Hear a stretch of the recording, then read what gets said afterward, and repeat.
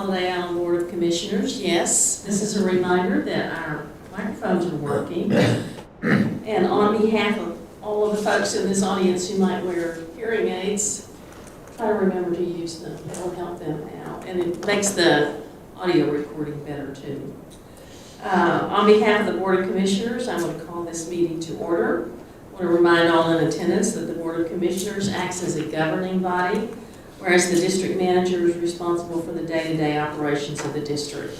The purpose of the board, as elected representatives of the property owners, is to provide direction to the district manager and assure the financial solvency of the district. It is not the responsibility of the commissioners to become involved in the daily operations of the district. Let us stand for the pledge. I pledge allegiance to the flag of the United States of America and to the republic for which it stands, one nation, under God, indivisible, with liberty and justice for all.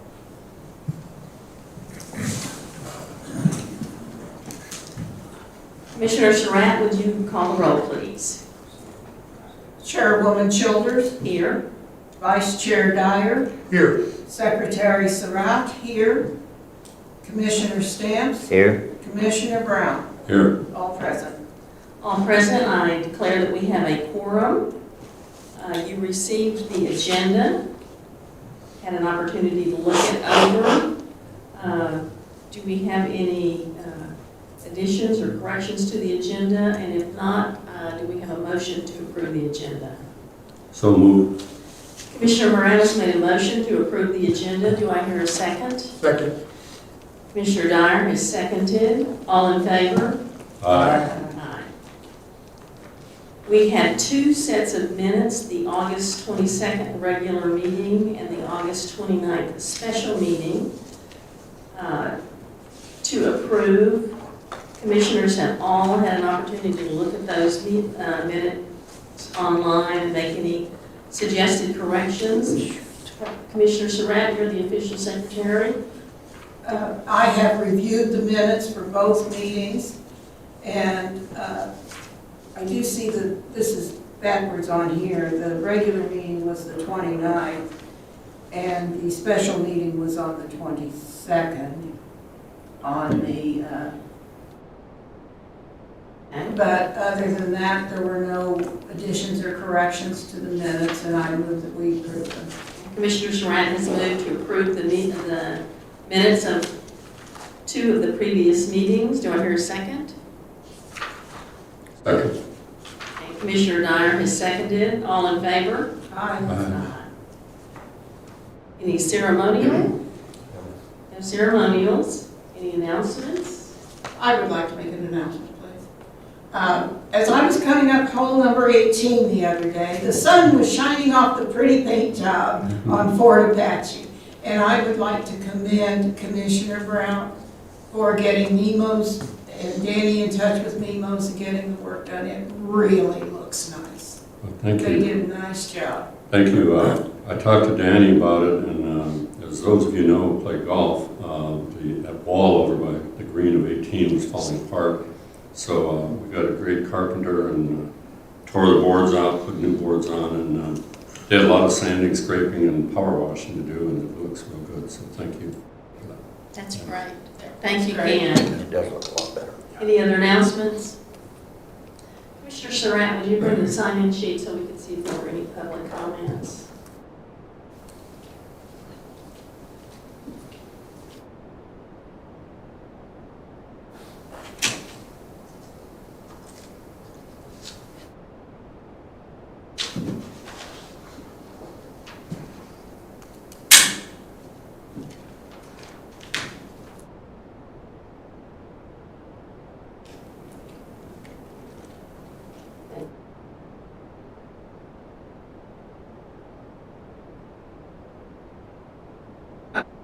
Perhaps you wanted to speak? Maybe, I'm not sure yet.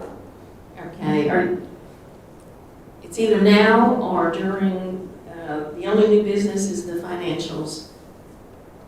That's the two opportunities for public I'll comment. wait till the second. Till the second, all right. Mr. Mills? Yeah.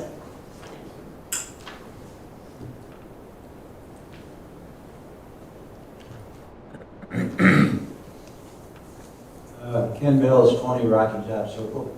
I'd like to know what the status is with the discussion with the county on taxes on turnback lots. That is still in negotiation with the attorneys at this Okay, point. it hasn't been settled yet. It hasn't been settled, but that's the last step, and we're at that point, just drafting the documents. I knew it was ongoing, I just didn't know where it was at. Thank you. Thank you. Mr. Thursey? I pronounced that right. Thursey, close to Alex Thursey, 158 Howard Drive. Briefly, I'd like to read a statement here out of a book, because in the coming months, you as commissioners are going to have to make some serious decisions about what's going to be done with the infrastructure and a few other things at Holiday Island. And given that consideration, I want to read this statement from a book. All right, Alex. That got their attention, didn't it? You always had our attention. We turned ours off, so I don't know how to take that, okay. is yours Is it on? off? Down at the bottom, there's a light. There you go. There you go. Okay, and my phone's not on, so I don't know what did that. But anyway, this is a statement from a book called Boyd, the Fighter Pilot Who Changed the Art of War by Robert Coram. This is known as Colonel John Boyd's to be or to do speech. Okay, and given what I just said about the decisions you're going to have to make, here's what you need to think about. One day you'll come to a fork in the road, and you're going to have to make a decision about which direction you want to go. If you go one way, you can be somebody. You will have to make compromises, and you will have to turn your back on your friends. And you will be a member of the club, and you will get promoted, you'll get good assignments. Or you can go the other way, and you can do something for your country, for your Air Force, and for yourself. Insert maybe Holiday Island. If you decide you want to do something, you may not get promoted, you may not get the good assignments, and you certainly will not be a favorite of your superiors. But you won't have to compromise yourself. You'll be true to your friends and to yourself, and your work might make a difference. To be somebody or to do something. In life there's a roll call, and that's where you will have to make a decision, to be or to do. Which way will you go? And I'll give a copy of this to each of you if you think about it.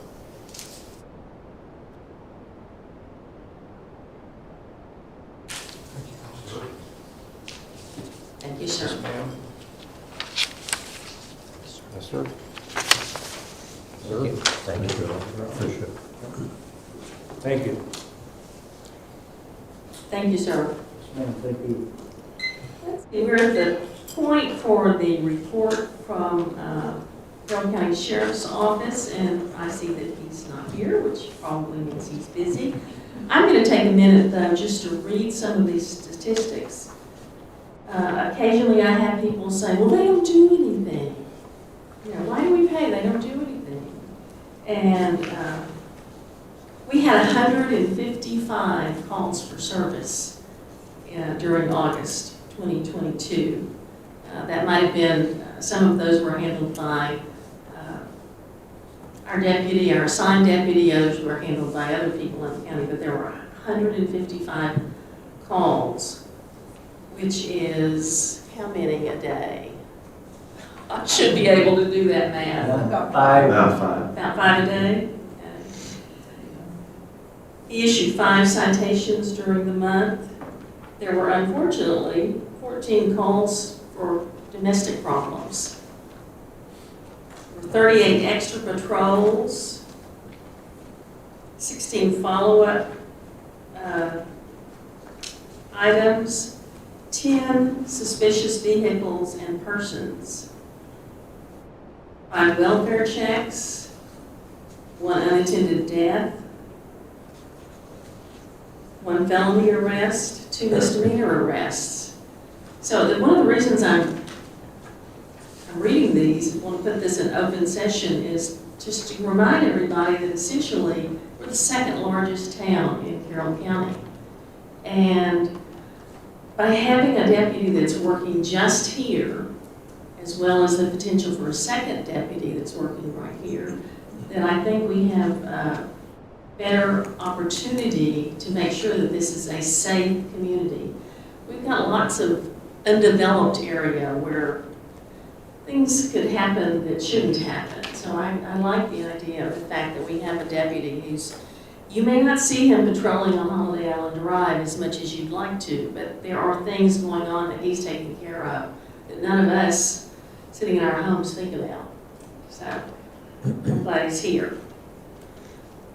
Any other comments about the deputy's report from any of you?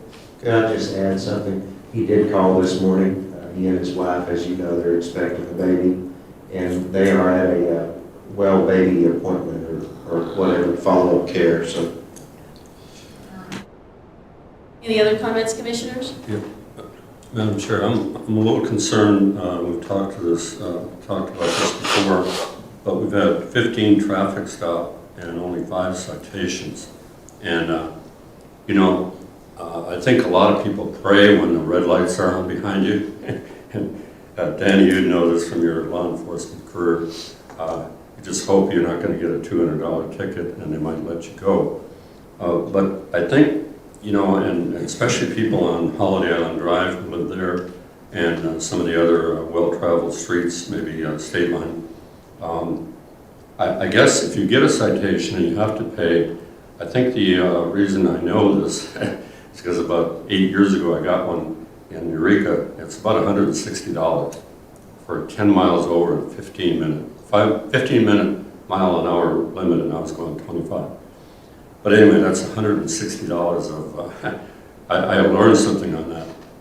But, and I was polite to the officer and so forth and so on. But we keep saying, boy, we need speed bumps, or we need something. And the mayor of Holiday Island happens to live there, and he is concerned about it, as is his wife. And our commissioner, Surratt, lives there. I'm just not sure that 1/3 citations versus traffic stops is really going to cause people to slow down. Now, I noticed, I live real near Holiday Island Drive, but I noticed that a lot of the speeders are trucks, are workmen, plumbers, carpenters, and so forth. We're building a lot here, and big trucks, some of the big lumber trucks and so forth are going like 35, 40. Danny, in your career, long career as law enforcement, is there any, when you were advising your officers, what did you say? What are the practices about whether you give a ticket or not? I think Our goal is just to gain voluntary compliance with the law. And you can do that in a number of ways. You can do that by just a visible presence and not even stopping vehicles, or giving verbal warnings, giving written warnings. And I'll just simply say it's not a good practice to try to dictate to officers whether to write a citation or a warning or a verbal warning. Okay. So from my perspective and based on my experience, I'm comfortable with the numbers that I see here on this report. Okay, thank you. I didn't like to holler, slow down, but I'm afraid I'll get shot. Exactly. I have done that more than once, hollered. They will probably be issuing more with the 35-mile-an-hour speed limit on Highway 23. And I'll probably be one of them. I think about it about the time I get up to the Powell Hardware location and I go, God, slow down. Okay, thank you. Any other comments? All right, let's move on to the district manager's report. But not the financial report. An update on the budget. So we'll wait on the financials. I would like to tell you what our plan is for the budgeting. We're meeting with all department heads this week. As I mentioned on Friday, we're going to vet through the budgets of each individual department. And it's almost like a zero-based budgeting process. I mean, we kind of go back to zero and ask those questions, those hard questions. What do you need? What do you have to get the job done for the upcoming year? So we scrub this budget quite a lot, and We have everyone in the room. The office manager will be here, our accountant, and me, and the department head. And so we hope to have something for you by Monday, some sort of a draft budget. And also, I will have revenue projections for next year. That'll be complete by the end of this week. Very good. That tells us which direction we're headed with all of this. Commissioners, does anyone have a comment or question about the budget process? I do, Madam Commissioner, Chairman. I think I had asked Danny, and I will ask him now. I had intended to call each of the city council members between now and next Monday at our budget workshop, but I received, and I think I sent it to all of you, a statement or a prediction of what our assessment for each lot would have to be in order to continue to see Holiday Island exist past 2035. And I think, Danny, what I mentioned to you is it possible to have Tim Hutchison look at our lawsuit that was from 2011-12, and it's 6%, I understand that, and that's where I thought we were at 780 this year, but the email that I sent to you looks like in order to have us go beyond 2035, we would have to be at a $577. Well, I know we can't exist on that. I understand that. I've been on the board 6 years, so I know that's not possible. But what I think is possible, we have several people in the room right now, including myself, who are on the committee to form the city and then get to vote and pass. I think the $500,000 turnback money was supposed to allow us to do that. In other words, go beyond 2035. And I think that was the biggest reason to form the city. And if I'm wrong on that, if I'm totally wrong, was just out sleeping during that whole process, then I'd like to know. But I don't know, and the reason I asked about Tim Hutchison is, are we dealing with the 13.2 that was before the lawsuit, or are we dealing with 9,630 and 6% of that? Big difference, $2,400 I think it was. So before we start building the budget for 2023, I think we need to know that, because 700 some people voted for the city, and I being one of them, my wife being another, did that so we could continue to exist longer than 2035. So is that something that we need to look into before we, and maybe, I guess that's the reason why I wanted a meeting with the city. And I know one city council member has something in the city budget that he wants to discuss with his city council about paying for something with Holiday Island. So, and I know the first year we spent a lot of time on the State Line Road and the Hawk Drive Road, and that was wonderful. But are the monies that are going to be collected in 2023 from the state and turnback funds and so forth going to help HICID to lower their, to pay the bills, and to continue on? I'll be 79 next month, so I don't think I'll see 2035 with the record of my family dying pretty young. But a lot of people are less than 79 and would like to see us continue. So I think it's a big decision, and it's what Alex mentioned in his comment.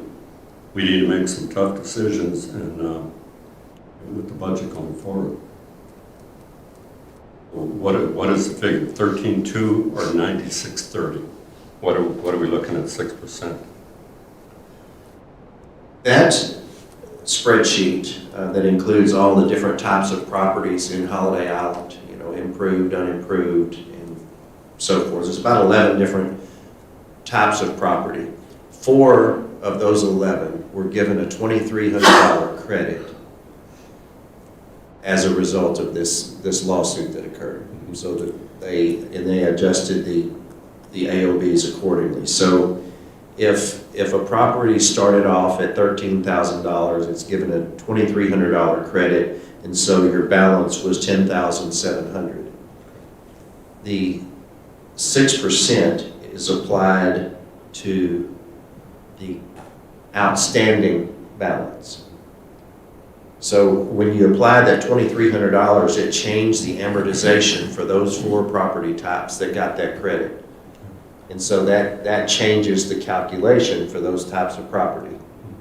So there are properties now that maybe it was $10,700 a few years ago, and because of the way the amortization has been done over the years, now that most of those accounts are approximately $9,800 is what the balance is. Okay. Because they're paying a little bit towards principal each time, Like a mortgage, sort of. like a mortgage, yes. So it's a 6% levy and it's a 6% interest rate. But when you do the amortization on the different property types, the amortization is different for those that got the $2,300 credit. I hope that answers your question. So next Monday, when we start the budget process in a special meeting, or workshop rather, we'll be looking at, was 780, or it's going to be lower because like you just said, it declines, right? The 784, let's say we're R1, we're just talking about my home, okay? So instead of 780, 6% of that figure that you just mentioned, 9,800, it goes down each year. So are you going to come to the meeting with a figure that we should be looking at for an AOB for an R1? Well, what I had planned to do is to come to the meeting with perhaps 3 options for the board. And I understand it's a board decision to set what the AOB is going to be. And I'd like to give you 3 options, for example, and show you the amortization and the timeline and the implications of those different options. And then we have to look at that in terms of what do we need for revenue, for operating for the upcoming year. So taking all of that into consideration. So we are looking at the Bishop lawsuit and trying to follow that edict, even though I was on the board then and didn't agree with it, but we settled it. So that's what we're looking at now, to follow that amortization schedule, if you will. Yes, and just so the board knows, Commissioner Dyer and I visited with our attorney. And you may recall, we had that chart out there and we got the calculator out and we went through the numbers with him and, make sure that we were doing what we should be doing to comply with the terms of that settlement.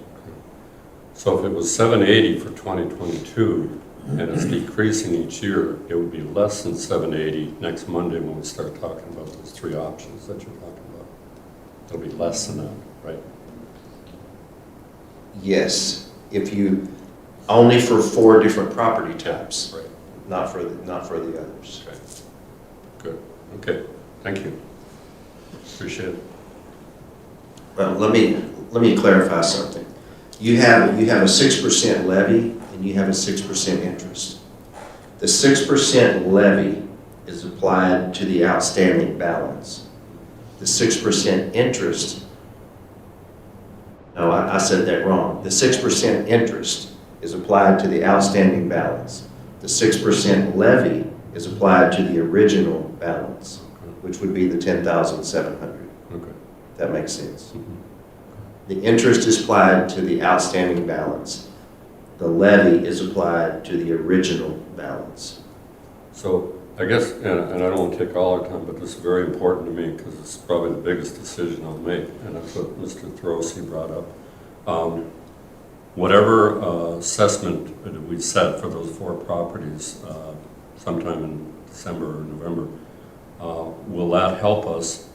And do we need, that's why I wanted the meeting with the city council. I never was successful at doing it, having it one meeting we had. But could some of their 500,000 turnback funds, and it could increase, I hope it does, could those funds be used to help us to stay in our amortization schedule and continue to let Holiday Island live for a long time? Well, turnback funds can only be applied to a public roadway, which necessitated us conveying those roads to the city.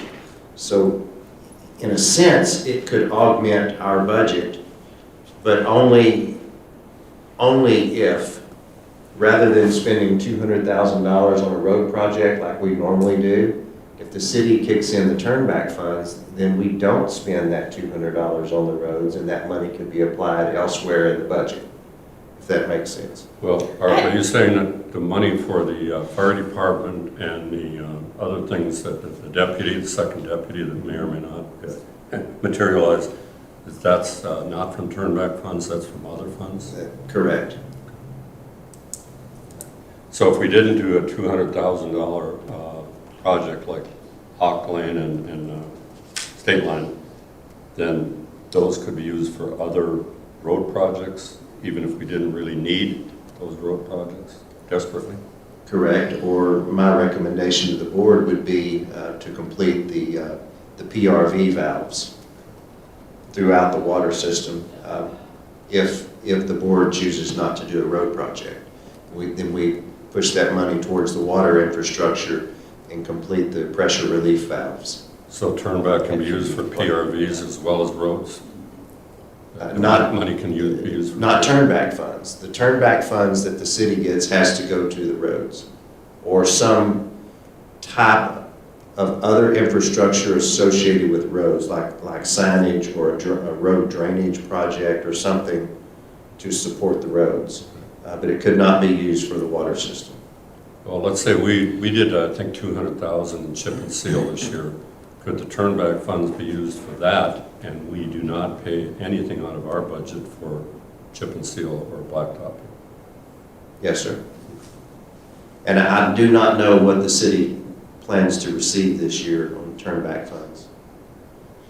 I guess, and I see two city council members here this morning. Thank you for coming. I don't think I should have to, as one commissioner, call each one of the five of you and the mayor and check this out. I think the five of us up here and the district manager should have answers to questions that I just had. And I know you discuss these things somewhat at the meetings, and I've been to several. I need to go to more in this room. But you see what I'm getting at? Do you see that there should be some... Ken, I guess we're looking at it from two different points of view. Okay, I know, and I trust everybody on the city council I do too. to do the very best that they can do to improve the community of Holiday Island. And they're going to do whatever they can do within the legal parameters that they have, because they have different pots of money that can be used in different ways. And we know that they gave us, supplied $50,000 last year for the road department. Let's hope they can increase that a little. I don't know if they'll be able to or not. If they provide a second deputy, then that means we're going to be a better policed community. So I think they do what they can within the parameters that they live with. But the bottom line is we've got to watch over everything that we have here. And I guess I'm going to be a Pollyanna about the Aob and all of that. I suspect if you get to the point where theoretically the Aob goes away and nobody has to pay anything, the roads plowed in the wintertime, they're going to want potholes fixed, they're going to want improvements to the water portion, they're not going to want all of the golf course grown up, they're still going to want a marina. I can't help but think that somehow or another in 10 years, somebody's going to come to grasp with how we can continue to survive as a community once the Aob is gone. So I don't know that I know the answer to that, but I think there's got to be an answer somewhere along the way. I don't think I've answered your question at all, but I'm just kind of giving you my perspective on it. No, I appreciate what you said, and I appreciate what everybody around the table would say, but I thought we'd bring it up today instead of next Monday, so we have a chance to think about it, and maybe I'll get some information when I call my colleagues on the city council as to where we might go. And I know we can't have a discussion about that this morning because it's not on the agenda, but I wanted you to know how strongly I feel about this, and Danny, that helped what you just talked to us about. But we need to make this place last longer than 12 years. Because there are a lot of 40 and 50-year-olds that bought here just this year. I think we've built 13 houses already. 14 or so. Got to see them going up all over. They don't want this place to go out of business in 2035. They don't. I agree.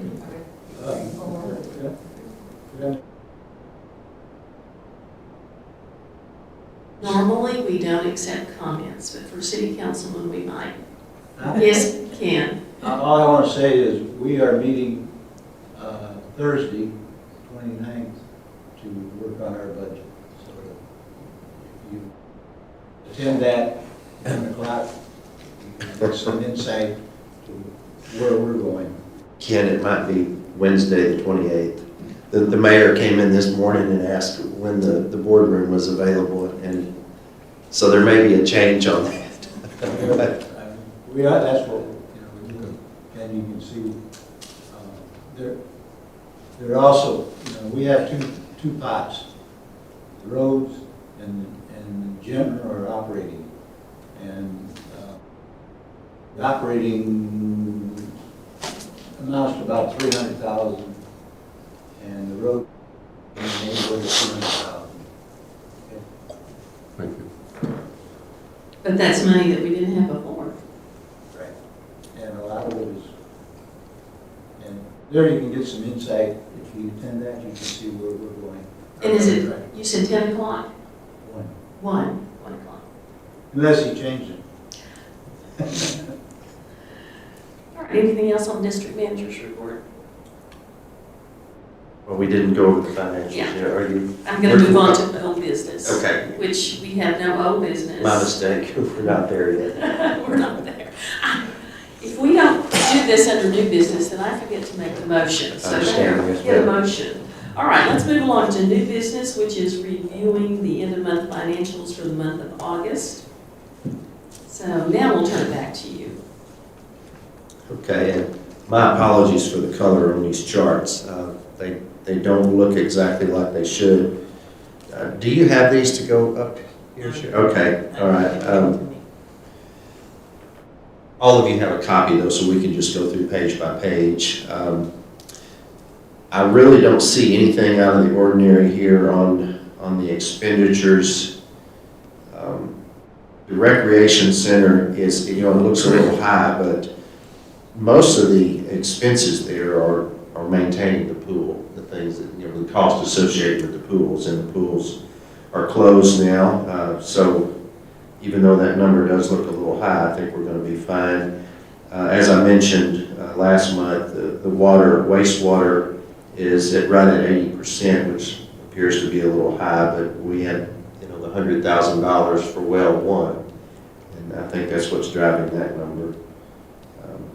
Everything else looks pretty well on par. We'll go to the next page, please. Well, the benefit of the audience, the total expenditures as of August would have been 67% of the anticipated budget has been spent as of August. Yes. So,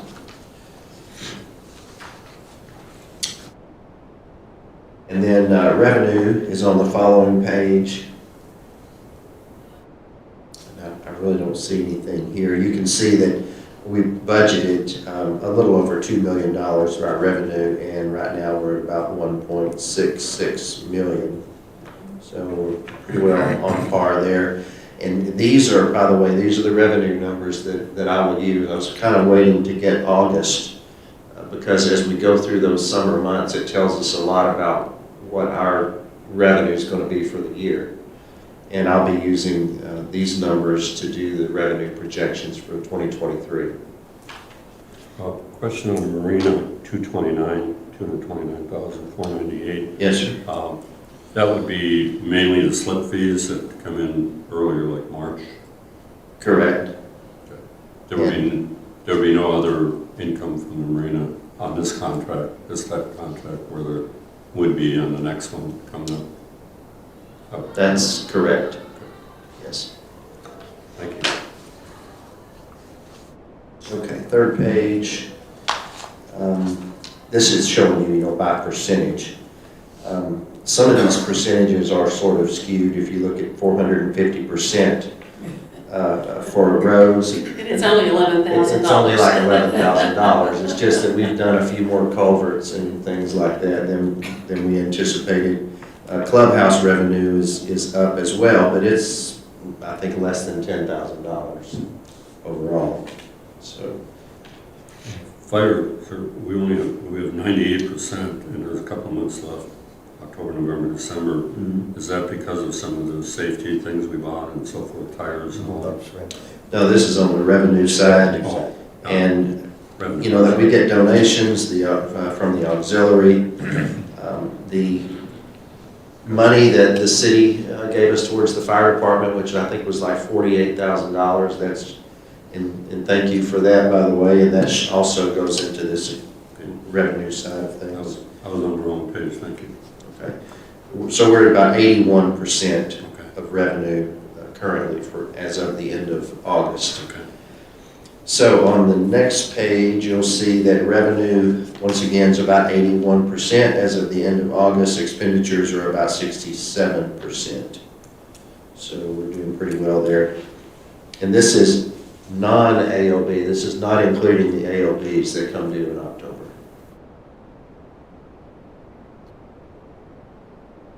See on the next page there how we're tracking. And as I say every month, you'll see those lines converge in the next couple of months. On the next page, so we have collected so far this year $1.26 million in AOBs. And the AOB budget, you can see up there, is about $2.4 million. I didn't have that number in there this time, but it's about 2.4. So about half of it comes in, we hope, in October. Wow. Exactly, yeah. You'll see that there'll be quite an uptick in September, October. Oh, that's right, this is August. And we're still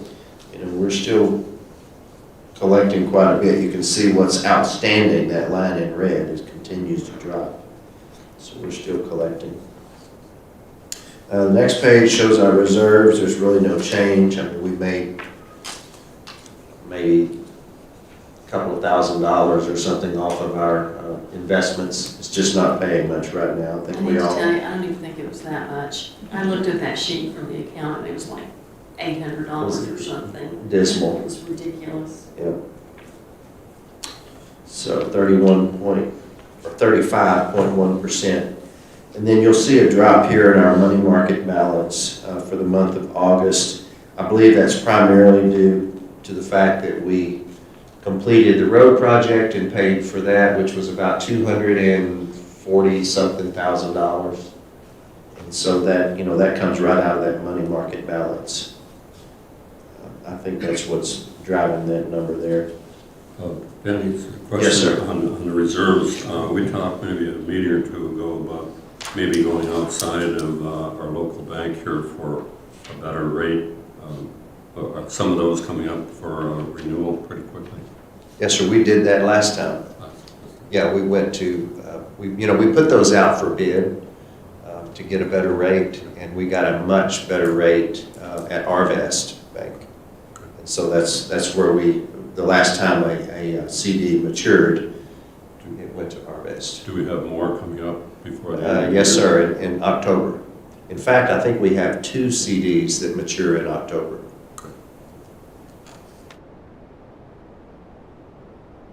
And on the last page, this is just showing our monthly cash flow.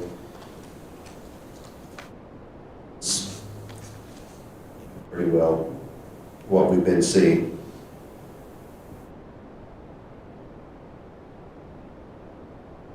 This is interesting information here. I'm happy to answer any questions. As I said, I'll have the revenue projections done for you by the end of this week. And hopefully by Friday afternoon and over the weekend, we'll have some idea of where we're at, kind of roughing in the numbers for 2023. On the next to the last page, I just want the commissioners to note that we actually have about $1 million more in the the operating account, the money market account, than they had in 2019. And that's simply because everybody has been so tight-fisted, not spending any money, not sure what COVID was going to do. So there actually is money available to fund some of the projects that we put on hold last year because we were concerned about that. So we don't want to sit here and accrue money when we have projects that need to be taken care of. But y'all just remember that when it comes budgeting time. I really like the approach that the board took with the budget for this current year, because we looked at, strictly operating personnel costs, which is, a large percentage of, and then equipment and supplies and all of that, and then we were kind of left with a number there of what remained, and I think it was, $500,000 or whatever that number was, and then we had a list of capital improvement projects, and we just kind of prioritized those and whittled away at that, remaining balance that we had to spend. I think that was a good approach. A little statistic that might be of interest. I asked Danny to figure out when you looked at our total budget, what was our cost of personnel on that budget? And every organization that I've ever worked in, it's at least 70%. Ours is at like 46% of our budget goes to personnel. So nobody can say we're overstaffed. I remember 12 years ago when there were a lot more people working for the district than there are now, but just 40% goes to salary. It's an interesting figure. Madam Chair, I had a question for Danny and maybe even Sherry. Several months ago, we spent a lot of money on during COVID, on the lobby of this building, and we also put money into the pro shop and keep people safe, the rec center and so forth. Now that we're hopefully on the better side of COVID, not completely free, but better, what has been the reaction to the customers coming in here into this building and pay their AOB or pay their water bill or whatever? I know we installed a drive-in window that you put money in and slide it in and so forth. Is that being used, or do the customers come in and talk to Sherry or Cheryl or whoever's on duty at the desk? How is the improvement of that lobby and the whole office been done to have better customer reception, if you will? Sherry, feel free to chime in, but from what I've seen, she has more interaction up front than I do, but it has been very well received by the public. We have a lot of customers that come inside, probably many more come inside than come outside to that window. And part of the reason that we did that is for the comfort of our customers, so they didn't have to stand out in the cold during the winter months. And, they can come in and be comfortable while they transact their business. And, we haven't hit winter yet, so I think the biggest payoff is yet to come. But when we get into really cold weather, it's going to be nice to have that. And it adds a little security for our staff as well, to have a lobby that separates them from, the front office. I just... Any comments, Sherry? No, I don't have any further comments. You said everything. With AOB deadline coming up October 15th, we probably had a lot more traffic lately, haven't we? Coming in to pay their... Yes, definitely. The reason I bring that up is I know we strive, I've been around for 16 years, and we want to be friendly and accepting to the customers. They're the ones paying the bills, and it doesn't matter whether it's the rec center or the pool or the pro shop or wherever here. We need to make it very inviting and friendly, and I think that's happened. And I was just wondering, quite a bit of amount of money we paid for that lobby, so I'm glad that it's working out. Ken, I'm sure agree with you. Customer service is high on what we expect out of employees, but I also really like the way that front lobby creates a secure environment nowadays, or more secure than it was. Right. We've all read too many things where somebody loses it, and so I kind of like the fact that there's some separation out there. Yeah. Thank you. All right, let's see. Mr. Crow, you said you might have public comment on Yeah, this? just briefly. Do I need to turn this on? Yes. Please. The first thing I'd like to ask is that the board might consider moving their meetings to the evening time. A lot of people talk about would like to come, but they work, they're not available at 9 o'clock in the morning. I've noticed the city council has all of their regular monthly meetings at 6 p.m. Now, some of their workshops and things like that that I've gone to have been at 1 o'clock, 3 o'clock, but their main monthly meetings are all held at 6 p.m. I wish the board would consider doing that so that more people will have the opportunity to show up. Unless, of course, that's the reason you don't do that. But I think that's the first thing. Second thing is we get into this budget, there's a lot of talk about it, there's a lot of talk way out on this end, and a lot of talk way out on this end. But I think the truth is going to wind up somewhere in the middle. And we've got amenities and things here at Holiday Island that, for some reason, they catch the flack anytime we start talking about a budget. But there are some things that we could do better. And I would hope that as the board goes in to working on this budget, that you focus on priorities, just like Danny talked about. We need to get these pressure relief done. We've been working on them since 2018. Previous commission didn't do it like it. It needs to get done. I think talking to the water guy, Dan, is that his name? Dan. And I spoke with that Jeff guy from, both of those guys feel like if those pressure relief valves get done like they're supposed to be, it might eliminate some of the other problems we're having with leaks and stuff like that. But when you just do 5 here and 6 there, we need to get those done before we even worry about anything else. Also the sewer. I haven't heard anything, I don't know what y'all's plan are with this dechlorination stuff we've got to do, but you just got 600 grand for a tower, a little plot of land that a tower's been sitting on, and that project's supposed to be 730. Let's not go tacking on the water bills and adding on to AOBs. You got money laying around because you want to build a new rec center. Let's get this stuff done. This stuff is priority. And it might eliminate a lot of our other things. The other thing that I was thinking about with these amenities, and I've been doing some research and talking to friends back home that do the same thing. When you have your budget meetings, I hope to God, one thing you'll do, there's certain things that can't be changed. It costs X amount of dollars to fix the valves. It costs X amount of dollars to do the sewer. But we need to focus on these amenities and getting. You need to have those managers come to you and say, this is what we're going to do to increase revenue. Here's my plan to make more money on the golf course. Here's my plan to make more money on the 9-hole or on the swimming pool. And quit just writing checks out for this stuff. I'm going to tell you something. If you don't, I don't know that we even have a golf pro because I don't play golf and I ain't no pro.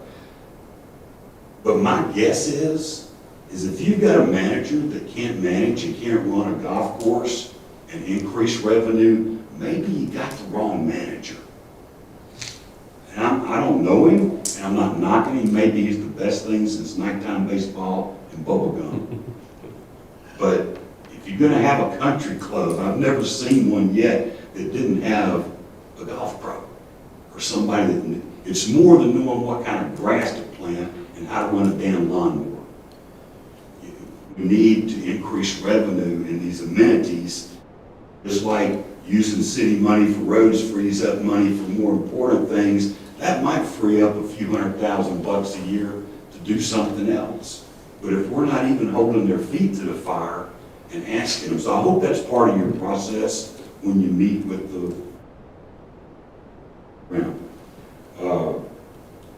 the last thing I'll say is, and I visited a couple of times with Danny.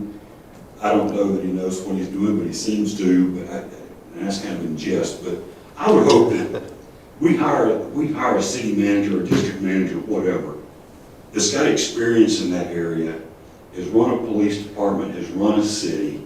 I would hope the board would defer sometimes to his judgment. I hope we use the resource that we got there.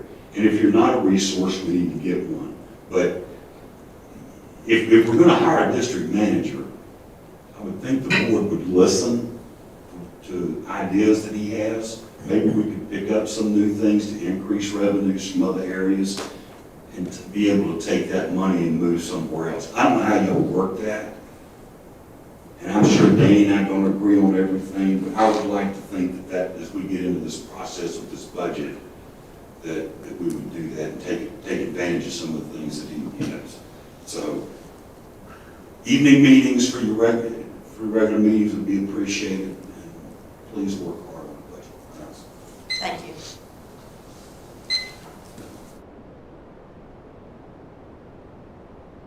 Okay, all right, we've looked at the financials, we've listened to public comment about the financials. We have other commissioner comments about the financials. If not, then we need to move to a motion to accept. I move that we accept the financials as presented. And Commissioner Surratt has made a motion to accept the financials as presented. Do I hear a second? Second. Commissioner Brown has seconded. All in favor? Aye. Aye. All right. Danny, one comment. If these are going to go on the website, which I hope they will, this needs to be changed from July to August. So. Yes, sir. Thank you. You have a whole bunch of editors sitting there. That's fine, I need it. All right, let's move to commissioner comments. Do we have any commissioners that want to provide a comment? Madam Chair, I'd like to thank Danny Presley for an outstanding job on what Mr. Crowe just mentioned. We received, and I think the figure might be higher, Danny, you said $173,000 on the Purple Wave auction. That is big money, folks. That is big money. And I've been harping on it for the 6 years I've been on the board. This is the first time we've had one that I'm aware of. And it was all, I was up at Fort Apache and a fellow came in with a trailer a week or so ago, and he said, I'm looking to pick up an 81 Chevy pickup. And I was told to come in 43 Holiday Island Drive. And the truck wasn't there. So Kyler was still around, and he took him over to the 9-hole shops. And he put that, he said, I drove all the way up from Dallas, I'm driving all the way back. I said, sir, what, just out of curiosity, what do you want an 81 Chevy truck for? He said, I got a bunch of them, I need parts. He said, I'm gonna go back, I'm gonna part that thing out, and I'm gonna use all the parts. And he said, it was a good price. Thank you for having this auction for me. So, I mean, there was one satisfied customer, and we got, I don't know how much for that whole truck, but it was sitting at the 9-hole. And a lot of these big pieces of equipment, if we didn't need them, Purple Wave and you got that going, and I really appreciate it.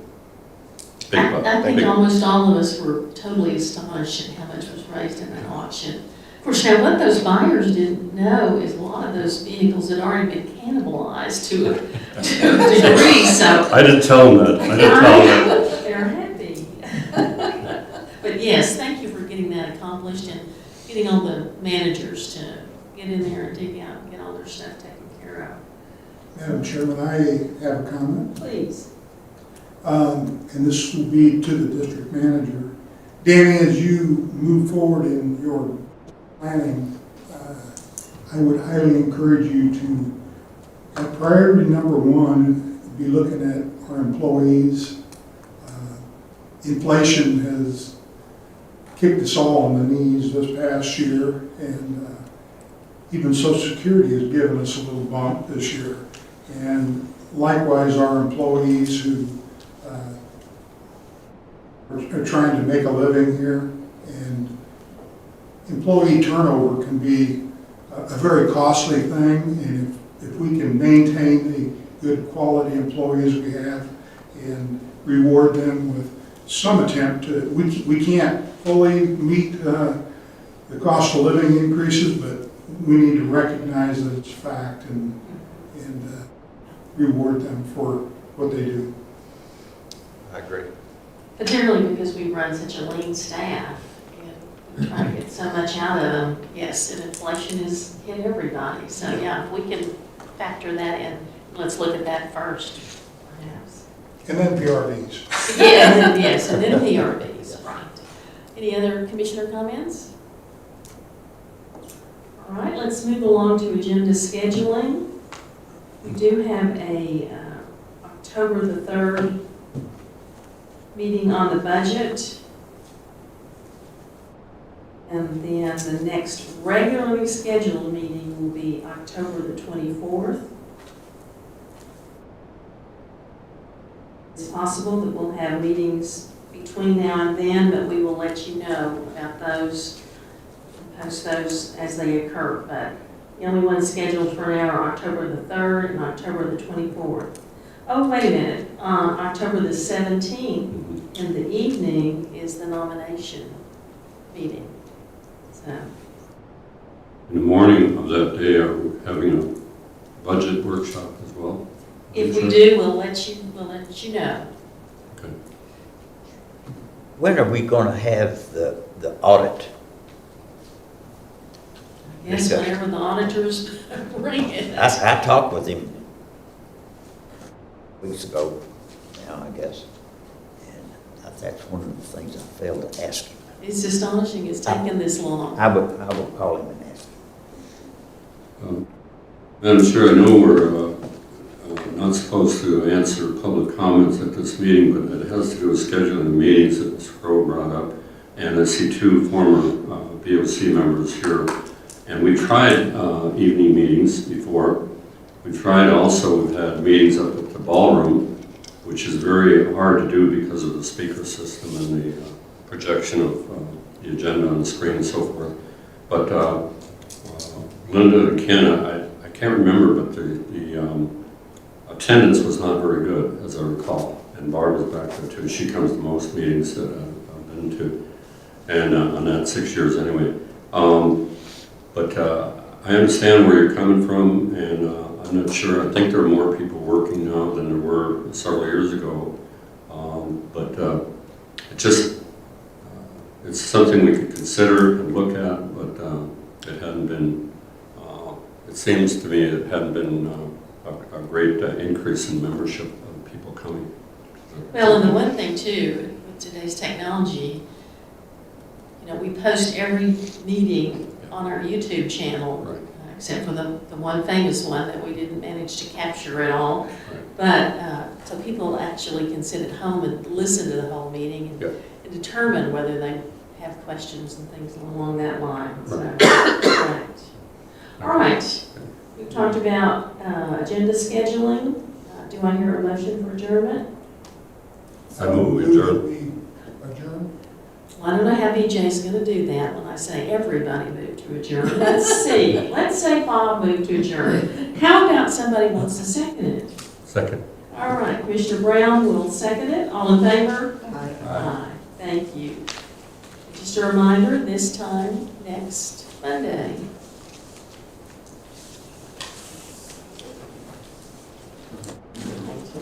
When you start working. Oh, good.